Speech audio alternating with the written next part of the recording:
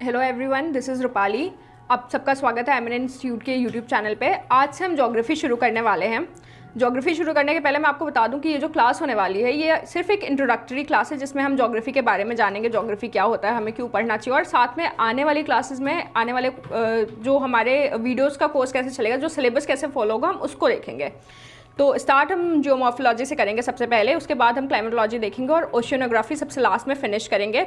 अच्छा, इसके अलावा एक और चीज़ जो ये है कि जो हमारा सोर्स होगा इन सारे वीडियोस का, वो हमने एनसीईआरटी रखा है बेसिक, बिकॉज आपका जैसे जो भी कॉम्पिटिटिव एग्जाम्स है आप उसको फॉलो कर सकें, हर एग्जाम्स में हेल्प करें, स्टेट पीएससीज में भी और वनडे एग्जाम्स में भी। और उसके पहले वीडियो शुरू करने के पहले मैं एक डिस्क्लेमर दे देती हूँ आपको कि ये जो वीडियो होने वाला है इसमें आपको बहुत कम फैक्चुअल नॉलेज मिलेगा। एक या दो चीज़ें आपको फैक्चुअल पता चलेंगी। मोस्टली जो है ये आपकी समझ बढ़ाने के लिए, आप ज्योग्राफी से को समझें, इंटरेक्ट करें। बिकॉज अभी तक अगर आपने कभी ज्योग्राफी पढ़ी है, अगर आप जो भी जाना थोड़ा बहुत, तो वो ऐसा था कि आपने सोशल साइंसेज के साथ में पढ़ा है, तो हिस्ट्री, पॉलिटिक्स और सिविक्स के साथ में अपने ज्योग्राफी को 20 नंबर के सब्जेक्ट की तरह पढ़ लिया है, जहाँ पे अगर आपसे कोई मिस्टेक भी हो जाए तो फ़र्क नहीं पड़ता था। लेकिन अभी आपको ज्योग्राफी को एज ए डिसिप्लिन पढ़ने की ज़रूरत है, बिकॉज ये एक बहुत इंपॉर्टेंट सब्जेक्ट है, नॉट जस्ट एग्जाम के पर्पज से, बट बिकॉज ऑल्सो कि आपका जो ह्यूमन इन्वायरमेंट, आपका जो इन्वायरमेंट है, उससे आपकी रिलेशनशिप को ये एक्सप्लेन करता है। ओके, तो लेट्स स्टार्ट विद कि ज्योग्राफी होता क्या है, या ज्योग्राफी हमें पढ़ने की ज़रूरत क्या है, why should we study geography. तो सबसे पहले डेफिनेशन देखते हैं। Geography equips you with the to appreciate diversity and investigate into the causes responsible for creating such variations over time and space। I know definition बहुत डरावनी सी है, bouncer सी है, but अभी समझते हैं आगे क्या है। तो सबसे पहले देखते हैं ह्यूमन इवोल्यूशन कैसे हुआ। ह्यूमन इवोल्यूशन का अगर आपको पता है कि सबको पता है चिंपांजी से आप ह्यूमंस बने, तो पहले आप चिंपांजी थे, आप 4 पैरों पे चलते थे, उसके बाद आपने पिछले दोनों पैर पे चलना शुरू किया, तो होमो इरेक्टस का इवोल्यूशन हुआ। होमो इरेक्टस के बाद में आप थोड़ा और समझदार हुए, आपका दिमाग ज़्यादा काम करने लगा, तो होमो इरेक्टस के बाद में होमो सेपियंस हुआ। तो होमो इरेक्टस इसलिए कहते हैं क्योंकि वो अपराइट मैन है, उसके स्पाइनल कॉर्ड सीधी हो गई और वो 2 पैरों पे खड़ा हो सकता है। होमो सेपियंस कहते हैं बिकॉज उसके पास अब दिमाग आ गया है, उसका दिमाग तेज चलने लगा और वो बुद्धि लगा के काम कर सकता है। ठीक है, तो होमो इरेक्टस से होमो सेपियंस का इवोल्यूशन। और होमो सेपियंस में भी जो प्रिमिटिव मैन थे, तो प्रिमिटिव मैन का जो मोटिव होता था दिन का, आपका दिन शुरू, आपका सिर्फ एक ही मोटिव होता था कि आपको जिंदा रहना है, आपको खाना इकट्ठा करना है और आपको हंटिंग करनी है। ठीक है, 2 चीज़ें होती थी कि या तो आप जानवरों को मारो या तो जानवर आपको मार के खा जाएंगे, तो आपको यही 2 चीज़ों पे फोकस करना होता था। उसके बाद के बाद धीरे धीरे आप एक इंसान से 2 इंसान, 4 इंसान, 5 इंसान हुए और आपने एक एग्रीकल्चरल सोसाइटी बनाई। एग्रीकल्चरल सोसाइटी बनी तो क्या हुआ, आपने अपनी ज़रूरत का पहले प्रोड्यूस करना शुरू किया, उसके बाद आपने प्रोड्यूस किया और थोड़ा ज़्यादा प्रोड्यूस हो गया, आपके पास सरप्लस हो गया, बढ़ गई चीज़ें। तो जब आपके पास सरप्लस हुआ तो आपने ट्रेड करना शुरू किया, आपने ट्रेड करना शुरू किया। पहले आपने अपनी कम्युनिटी में ट्रेड किया, फिर आपके पास इतना ज़्यादा सरप्लस था कि आपने ट्रेड करने के लिए माइग्रेट करना शुरू कर दिया एक जगह से दूसरी जगह। तो जब आपने माइग्रेट किया तो कई बार क्या हुआ कि लोग वहीं पे बस गए, आप जहाँ पे गए आप वहीं जाके बस गए, तो ये क्या होता है, इससे वेरिएशंस आते हैं सोसाइटी में। ठीक है, तो आपने माइग्रेट किया, आप वहीं पे बस गए, आपके पास वेरिएशंस आ गए। फॉर एग्जांपल आप इंडिया का एग्जांपल ले लो, ये हमारा इंडिया है, नॉर्थ ईस्ट रीजन है, इधर जम्मू कश्मीर है हमारा। तो यहाँ के लोग अलग हैं, सदर्न इंडिया के लोग अलग हैं, नॉर्थ ईस्ट रीजन्स के लोग अलग हैं और जम्मू एंड कश्मीर के लोग अलग हैं। तो ये वेरिएशंस आते हैं जब आप माइग्रेट करते हो। ह्यूमन इवोल्यूशन के साथ में भी वेरिएशंस आए, और जब ऐसे वेरिएशंस आते हैं, ह्यूमन इवोल्यूशन हुआ, वेरिएशंस, और जब वैसे वेरिएशंस आते हैं तो डाइवर्सिटी क्रिएट होती है। हर इंसान का पहनावा अलग अलग हो जाता है, आपकी बोलचाल की भाषा अलग अलग हो जाती है, आपका खान पान अलग हो जाता है, और आप अलग अलग टेम्परेचर के अलग अलग टेम्परेचर में रहते हैं। ओके, तो ये डाइवर्सिटी आती है। तो अब आप फिर से एक बार डेफिनेशन देखिए कि geography equips you to appreciate diversity. आप ये डाइवर्सिटी देख रहे हैं, ज्योग्राफी आपको बोलता है कि ऐसी डाइवर्सिटीज़ आ रही हैं, आप देखते हैं, आप अप्रिशिएट करते हैं उसको, आपको उसमें शौक नहीं लगता, आपको पता है कि सारी चीज़ें इवोल्यूशन हुआ है, लोग एक जगह से दूसरी जगह माइग्रेट हुए, तो जाहिर सी बात है कि थोड़े थोड़े चेंजेस आएंगे। उसके बाद क्या होता है कि investigate into the causes responsible.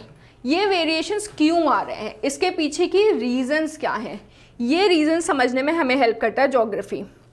Okay, तो ह्यूमन इवोल्यूशन क्यों हुआ है, ह्यूमन इवोल्यूशन के साथ वेरिएशंस क्यों आए हैं, ये सारी चीज़ें हमें ज्योग्राफी समझाता है। ओके और ना सिर्फ ह्यूमन इवोल्यूशन से पे ये लिमिटेड नहीं है, जोग्राफिकल इवोल्यूशन से भी है। मतलब जोग्राफिकल इवोल्यूशन से मेरा क्या मतलब है, मतलब कि कॉन्टिनेंट्स कैसे बने, कॉन्टिनेंट्स बने तो एक जगह पे माउंटेन्स क्यों हैं और दूसरी जगह पे प्लेन्स या प्लेट्यूज क्यों हैं, इस चीज़ को समझने में भी जोग्राफी हेल्प करती है हमारी। या कहीं पे डेजर्ट्स हैं और कहीं पे एवरग्रीन फॉरेस्ट क्यों हैं, इंडिया के डेजर्ट्स में बारिश कम क्यों होती है, या कहीं पे कोल्ड डेजर्ट्स क्यों हैं, ये सारे जो चेंजेस आएंगे, ये सारा जो इवोल्यूशन होगा अर्थ की सरफेस पे ओवर टाइम, उन सारी चीज़ों को समझने में हमें ज्योग्राफी हेल्प करता है। अच्छा, ओवर टाइम मैं ये क्यों कह रही हूँ, ओवर टाइम मैं ये इसलिए कह रही हूँ क्योंकि कोई भी स्टैटिक चीज़ नहीं है, ठीक है, हमेशा चेंज होता रहता है। आप अभी भी इस पॉइंट पे भी कहीं ना कहीं कुछ ना कुछ बदल रहा है, अर्थ हमेशा रिवॉल्व हो रही है, टेम्परेचर हमेशा चेंज हो रहा है, कहीं पे टेम्परेचर ज़्यादा होगा तो कोई ना कोई इफेक्ट आएगा उस पर, ठीक है। तो ये डायनामिक चेंजेस हैं, स्टैटिक चेंज नहीं है, एक बार कुछ बदल गया तो वो वैसा ही नहीं रहेगा। अभी आपने न्यूज़ सुनी होगी कि हिमालयाज़ की हाइट बढ़ गई है ना, तो अगर वो स्टैटिक होता तो उसकी हाइट नहीं बढ़ती, वो डायनामिक चेंज है, वो लगातार हो रहा है। ओके, बाकी अब ये तो देख लिया कि हमें ज्योग्राफी क्यों पढ़ना चाहिए। अब ज्योग्राफी क्यों पढ़ना चाहिए, पहले सवाल हो सकता है आपके दिमाग में कि ज्योग्राफी है क्या। तो ज्योग्राफी एक ग्रीक वर्ड से बना है, जियो प्लस ग्राफोस। जियो मतलब अर्थ एंड ग्राफोस मतलब डिस्क्रिप्शन। तो geography is basically description of earth. Okay, तो सबसे पहले एक टर्म जो कॉइन किया गया था वो था एराटोस्थनीज के द्वारा किया गया था। ये हैं ग्रीक मैथमेटिशियन हैं, इन्होंने ये टर्म कॉइन किया था। अच्छा, ध्यान रखने की जरूरत है, इन्होंने ये टर्म कॉइन किया था, इन्होंने ज्योग्राफी का इन्वेंशन नहीं किया था, इन्होंने ज्योग्राफी का कुछ नहीं बताया, इन्होंने बस ये टर्म एज इन ज्योग्राफी का इन्वेंशन किया था, इसको कॉइन किया था। ओके, अब फॉर एग्जाम्पल देखते हैं कि हमारे कल्चर में हमें क्या सिखाया जाता है कि अर्थ जो है वो हमारा घर है, पृथ्वी हमारा घर है। ओके, तो अब इस पृथ्वी में क्या चीज़ें, दो चीज़ें हैं कि it is made up of various physical features. Okay, तो अर्थ पे बहुत सारे अलग अलग फिजिकल फीचर्स हैं, बहुत सारे कॉन्टिनेंट्स हैं। फिर उन कॉन्टिनेंट्स में फॉर एग्जांपल इंडिया में ही देख लीजिए, आप ऊपर हिमालयाज़ हैं, फिर आप हिमालयाज़ के नीचे आते हैं तो गैंजेटिक और ब्रह्मपुत्र वाले प्लेन्स हैं सारे, उसके नीचे आते हैं तो प्लेट्यू रीजन है, फिर हमारे पास वेस्टर्न एंड ईस्टर्न घाट्स हैं। ये सारे अलग अलग चेंजेस आ रहे हैं, अलग अलग फिजिकल फीचर्स हैं। अंडमान एंड निकोबार में डिफरेंसेस हैं, ईस्टर्न घाट वेस्टर्न घाट्स में डिफरेंसेस हैं, और यहाँ तक कि हिमालय रेंज में भी आप देखेंगे तो शिवालिक्स में और ग्रेटर हिमालय में भी डिफरेंसेस है। तो ये सारे जो वेरिएशंस आ रहे हैं, ये सारे जो फिजिकल फीचर्स हैं, ये अर्थ में आ रहे हैं, ठीक है। इसके साथ साथ में human and social cultural features भी चेंज हो रहे हैं। मतलब कि आप ऊपर हिमालयाज अगर जम्मू एंड कश्मीर से शुरू करोगे और केरल कन्याकुमारी तक जाओगे तो उसमें ही आपको बहुत सारे कल्चरल डिफरेंसेस दिखेंगे। तो इनका जो इंटरेक्शन है, फिजिकल फीचर्स और ह्यूमन जो चेंजेस हो रहे हैं, कल्चरल चेंजेस आ रहे हैं, उनका जो इंटरेक्शन है वो बेसिकली ज्योग्राफी है। वो हमें वो चीज़ें हमें ज्योग्राफी बताता है, उस इंटरेक्शन को हमें पढ़ना है। ओके, तो geography is the description of the earth as an abode of human beings. इसमें अबोर्ड ऑफ ह्यूमन बींग्स पे बहुत ध्यान रखने की जरूरत है, क्योंकि ज्योग्राफी को हम सिर्फ फिजिकल फीचर्स के लिए नहीं पढ़ेंगे, या ज्योग्राफी को हम सिर्फ ह्यूमन फीचर्स के लिए नहीं पढ़ेंगे। ये दोनों के इंटरेक्शन के लिए हमें ज्योग्राफी पढ़नी है, और जब हम इनके इंटरेक्शन को पढ़ेंगे तभी हमें चीज़ें समझ में आएंगी। ओके, क्योंकि ह्यूमन अभी फॉर एग्जांपल जो दो चीज़ें हो सकती है रीजंस में अगर आप देखें तो, या तो आप न्यूज़ चैनल्स वालों की तरह बोल सकते हैं कि जो बारिश आई है, फ्लड्स आए हैं, वो आसमान का कहर है, या तो आप बोल सकते हैं कि एंथ्रोपोजेनिक कॉजेज से हुआ है, या तो रिवर्स ने अपना कोर्स चेंज कर लिया। अब आप किस नज़र से देखना चाहते हैं, इसमें आपको ज्योग्राफी हेल्प करेगा। अगर आप ज्योग्राफी पढ़ते हैं तो आप ये देखेंगे हो सकता है लैंडस्लाइड क्यों हुई, क्योंकि जो स्टेबल नहीं है हिमालयस, इसलिए लैंडस्लाइड्स आ रही हैं। ओके, या तो रिवर ने अपना कोर्स चेंज कर दिया। कोसी फ्लड्स क्यों आते थे, क्योंकि रिवर अपना कोर्स चेंज करती रहती है बार बार। ये सारी चीज़ें हमें हेल्प करता है कि इन सारी चीज़ों में हमें ज्योग्राफी हेल्प करता है। अब देखिए, ये जो ह्यूमन एंड फिनोमेना जो चेंजेस हो रहे हैं, ये ओवर एरिया एंड स्पेस हो रहे हैं। मैंने आपको बताया ना कि एक ही स्टैटिक नहीं है, कोई चीज़ें लगातार बदल रही हैं, लगातार चेंज हो रहे हैं। जो इंडियन प्लेट था उसका कोलिजन एक दिन में नहीं हुआ था यूरोपियन प्लेट से जाके, या जो हिमालयाज़ हैं वो एक दिन में नहीं बन गए थे, ओवर टाइम हुए हैं। हिमालयाज़ की 3 रेंजेस 3 अलग अलग टाइम में हैं, ये तो over time and over space हो रहा है। और सिर्फ हिमालयाज़ नहीं बदल रहे हैं, बाकी चीज़ें भी बदल रही हैं। अंडमान एंड निकोबार बदल रहा है, हमारे प्लेट्यूज बदल रहे हैं, कोई चीज़ सबमर्ज हो रही है लेकिन कोई चीज़ बाहर भी आ रही है ऊपर समुद्र से। तो सारे चेंजेस लगातार चल रहे हैं, कोई भी स्टेटिक नहीं है। ओके, तो ज्योग्राफी पढ़ने का फ़ायदा क्या होता है? अच्छा, चेंजेस हो रहे हैं, डायनामिक चेंजेस हो रहे हैं, ये सारी चीज़ें हो रही हैं, बट देन उसका फ़ायदा क्या है? फ़ायदा ये है कि हमें इंटरप्रिटेशन में हेल्प करता है। मान लीजिए कहीं पे अर्थक्वेक आया, साइंटिस्ट ने देखा कि अर्थक्वेक के साथ साथ में सुनामी आ रही है, तो उनको ये समझ में आया कि चलो अगर समुद्र में अर्थक्वेक आएगा तो वहाँ पे सुनामी आने के चांसेस हैं।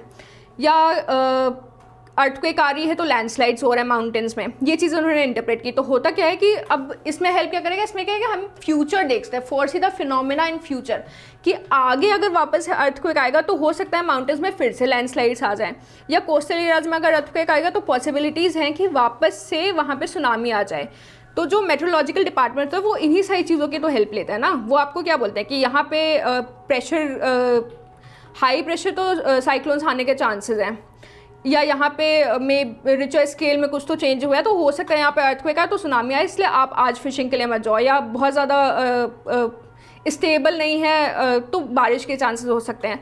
यही सारी चीज़ें तो बताई जाती है ना। आप जो वेदर फोरकास्ट देखते हो मोबाइल्स पे, वो सब ज्योग्राफी की वजह से हो रहा है ना। आप चेंजेस नोटिस करते हो और चेंजेस नोटिस करने के बाद आप फ्यूचर का देखते हो कि फ्यूचर में क्या, फ्यूचर के लिए क्या इंटरप्रेट कर सकते हो। तो this is what is geography. तो geographical phenomena is not static but dynamic, ये हर मिनट चेंज हो रहा है। मैं बैठी हूँ यहाँ, मैं खड़ी हूँ, मैं आपसे बात करूँ, उस टाइम पे भी कुछ चेंज हो रहा है, उस टाइम पे भी हो सकता है हिमालयस राइज कर रहे हैं, लगातार उसमें चेंजेस आ रहे हैं।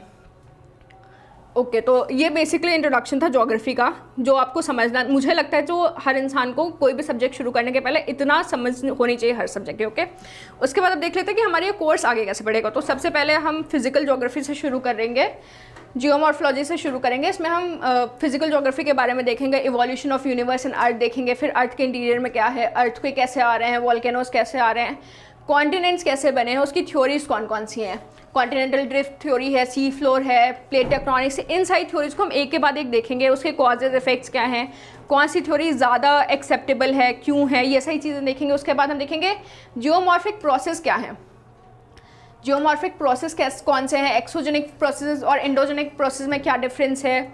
एक्सोजेनिक मतलब कि बाहर के एटमॉस्फेयर की वजह से कौन सी चीज़ें है, जैसे वेदरिंग है, इरोजन है, ये सारी चीज़ें हम एक्सोजेनिक में देखेंगे। इंडोजेनिक में हम अर्थक्वेक, वॉल्केनोस को देखेंगे, ये सारी चीज़। उसके बाद हम मिनरल्स एंड रॉक्स को समझेंगे, igneous, metamorphic and sedimentary rocks के बारे में पढ़ेंगे। और इन सब की वजह से अब रॉक्स बनेंगी, रॉक्स की वजह से इरोजन होगा, इरोजन की वजह से सॉइल फॉर्मेशन होगा, सॉइल फॉर्मेशन के बाद में बनेंगे हमारे लैंड फॉर्म्स। तो लैंड फॉर्म्स के बारे में भी हम बात करेंगे। लैंड फॉर्म्स भी अलग अलग तरीके से बनते हैं, इरोजनल एक्टिविटीज़ की वजह से जो लैंड फॉर्म्स बन रहे हैं, या डिपोजिशनल एक्टिविटीज़ की वजह से जो बन रहे हैं। उसके अलावा ग्लेशियल लैंड फॉर्म्स कौन से हैं, विंड की वजह से कौन से लैंड फॉर्म्स बने हैं, डेजर्ट्स में कौन से लैंड फॉर्म्स बने हैं, इन सारी बातों पर चर्चा होगी हमारे बीच में। और फिजिकल जियोमॉर्फोलॉजी के बाद में हम क्लाइमेटोलॉजी पे आएंगे। हम एटमॉस्फेयर से शुरू करेंगे, composition, structure of atmosphere, solar radiation, जो सन से हमें रेडिएशन मिल रहा है उसमें इंसोलेशन में क्या क्या चेंजेस आ रहा है, हमारी अर्थ का हीट बैलेंस और हीट बजट क्या है, इन सारी चीज़ों पे बात की जाएगी। टेम्परेचर डिस्ट्रीब्यूशन कैसे होता है, लैटिट्यूड्स, मतलब लैटिट्यूड्स में टेम्परेचर डिस्ट्रीब्यूशन कैसे होगा, उन सारे बातों के बारे में बात की जाएगी। एटमॉस्फेरिक सर्कुलेशन और प्रेशर के बारे में बात की जाएगी। हम प्रेशर बेल्ट्स के बारे में देखेंगे, अलग अलग विंड सिस्टम जो चल रहे हैं अर्थ में, उसके बारे में बात करेंगे।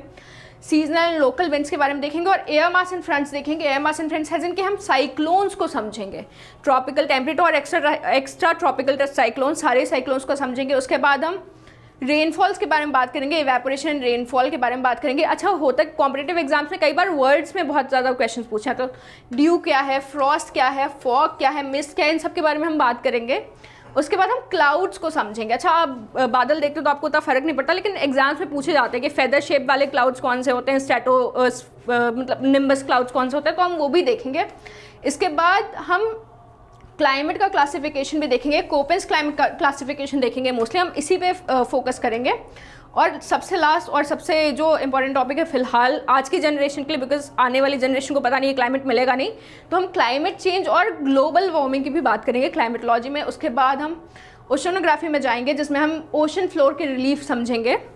उसके बाद वहाँ पे जो मेजर माइनर रिलीफ्स हैं उसके बारे में बात करेंगे, ओशन रिसोर्सेज के बारे में बात करेंगे, और ओशन का टेम्परेचर डिफरेंस और सैलिनिटी के बारे में बात करेंगे। एंड सबसे लास्ट में ओशन वाटर्स में जो मूवमेंट होता है, for example waves, tides, ocean currents, इन सब के बारे में बात की जाएगी। और उनके कॉजेज और इफेक्ट्स क्या होते हैं, ह्यूमन लाइफ को कैसे अफेक्ट करते हैं, उसके बारे में बात की जाएगी।